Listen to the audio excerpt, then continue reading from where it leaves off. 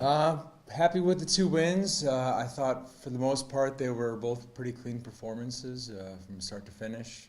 It was a goal of ours to come out with some energy and kind of set the pace of the way the game was going to be played early in each one of those, and I thought we did that. Particularly on Saturday, I thought Saturday was as clean of a game as you're going to find. But yeah, happy with it, and like we've been saying all year, it's not an easy thing to go on the road in this league and to win and to do it in 3 sets both nights was a good thing. It's just, I would say gritty. We're doing well in 3-set matches, but if you look back, there's been a lot of matches that have come down to us coming back or us playing with our back against the wall, whether it was the 3rd set in the sweep against Duluth, or obviously that weekend couple back where we're down 0-2 against Wayne and Ashland on the road.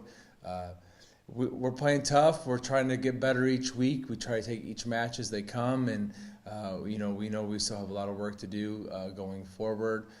This weekend with the crossover is going to be quite a challenge, and then we'll finally get back to home here after that and play some more GLIAC matches here at home, which should be tough games. So far, obviously very pleased with the way we've been playing and where we stand, but we know that we got to keep going and that we have a lot of work to do.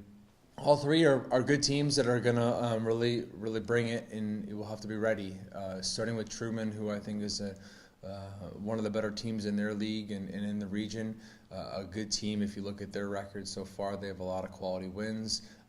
Their losses have come against teams that are certainly really good themselves. So they actually kind of remind me of us in a way, same with Rockhurst in terms of the way they both operate. A lot of offense, a lot of power at the pins, middles that can score, that take care of the ball.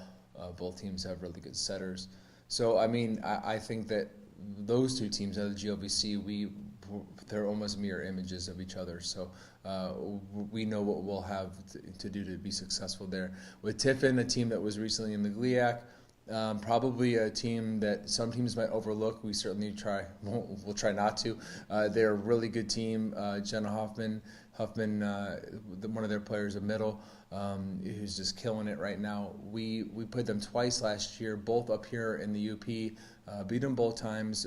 The second time was in the quarterfinal match of the GLIAC tournament. But we know that they're probably a different team this year and have grown some and are a different team, not when they're not playing up here in the UP. So on a neutral court, we know that they'll probably be a little bit more comfortable than they are when we saw them here last year. So we know that we'll have it's going to be a tough weekend, I'll put it that way. And if we come out of here with some wins, we'll be in a really good position. But it certainly poses a challenge for us. And 3 matches in 2 days isn't always an easiest thing. It's a really awesome event, very unique.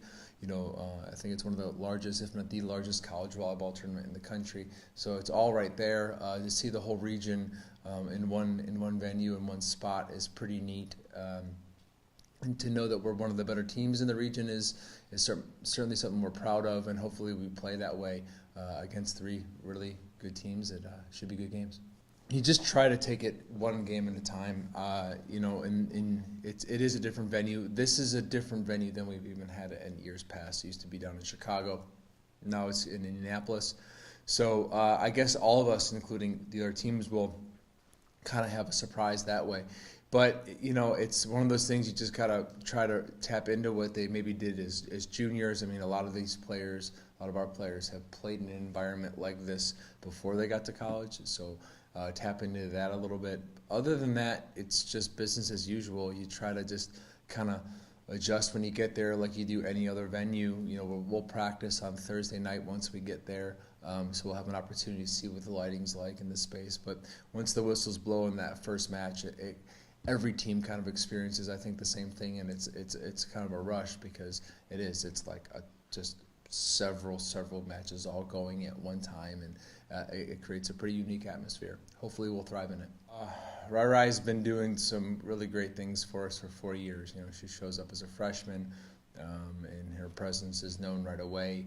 I think she'll leave here with one of the first Huskies in a long time to have 4 winning seasons, and I think that's a testament to what she's done, for our program. Since she's gotten here, we've gotten better and better each year. She's improved each year. She's all conference first team last year, one of the most explosive hitters in the league, and just a absolutely wonderful person. I mean, off the court, she's a pleasure to be around and got a great sense of humor, works incredibly hard with her team, in the gym, and is real active out there in the community. So I can't say enough nice things about Mariah, and to see her grow the way she has over 4 years into one of the more explosive players in this league it's been a pleasure.